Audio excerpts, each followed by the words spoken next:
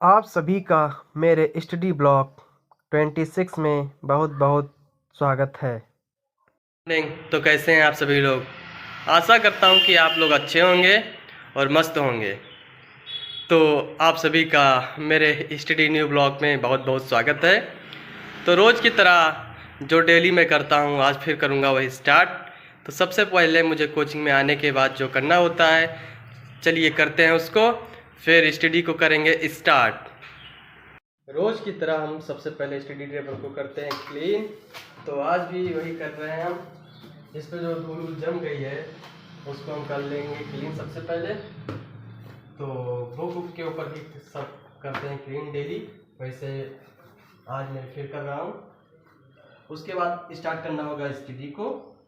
तो करते हैं। अब हो चुका है मेरा टेबल साफ। ओम भूर्भुवस्वः तत्सवितुर्वरेण्यं भर्गो देवस्य धीमहि धियो यो नः प्रचोदयात्। जय मां सरस्वती। रोज की तरह इंग्लिश वोकेबलरी में मुझे 10 मीनिंग को करना होता है लर्न।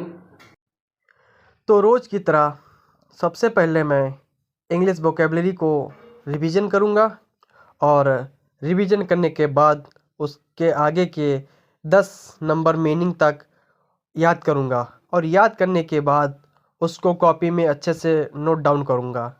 फिर नोट डाउन करने के बाद उसको कॉपी में फिर से लिखूँगा और फिर से एक टाइम और रिवीजन करूँगा।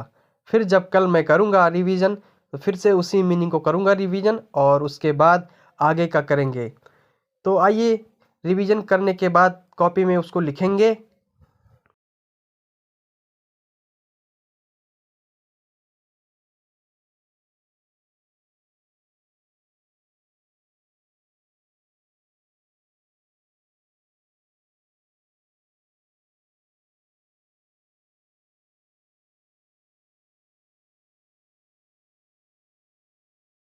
चुके हैं 10:08, जो कि आपको समय दिख रहा होगा।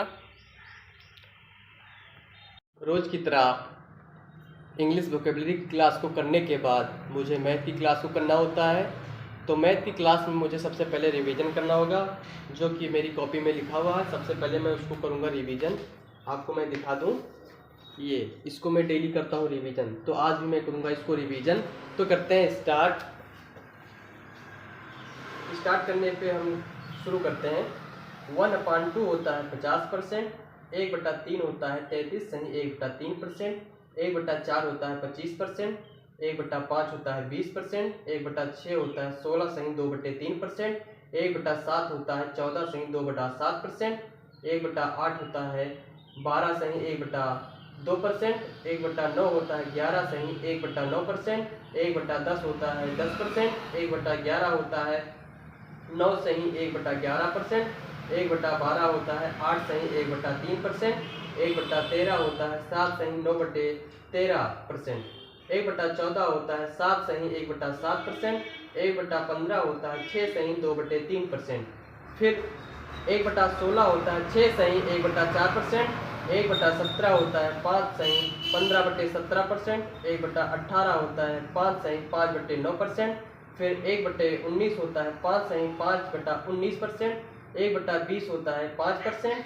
1/24 होता है 4 सही 1/6%, 1/25 होता है 4%, 1/30 बराबर होता है 3 सही 1/3%, 1/40 बराबर होता है 2 सही 1/2%, 1/50 होता है 2%, 5 सही 5/6 होता है 83 सही 1/3%, 3/8 होता है 37 सही 1/2%, 5/8 होता है 62 सही 1/2%, और 4/7 होता है 57 सही 1/7%, और 5/7 होता है 71 सही 3/7%।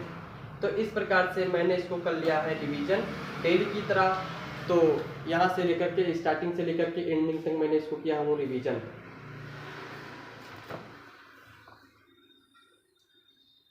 अब मैथ की बुक से हमें एग्जाम्पल्स को और क्वेश्चनों को सॉल्व करना होगा। तो बुक से आज मेरा टॉपिक रहेगा क्षेत्रफल और आयतन पर आधारित प्रश्न को सॉल्व करना है। सबसे पहले मैं एग्जाम्पल्स को करूँगा।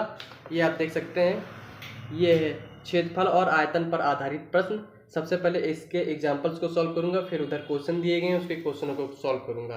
तो करते हैं स्टार्ट।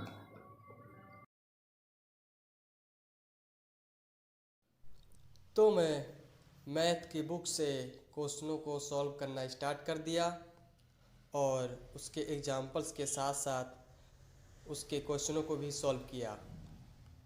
यदि आप लोगों को वीडियो अच्छी लगती हो तो प्लीज़ चैनल को सब्सक्राइब करें और वीडियो को शेयर करें।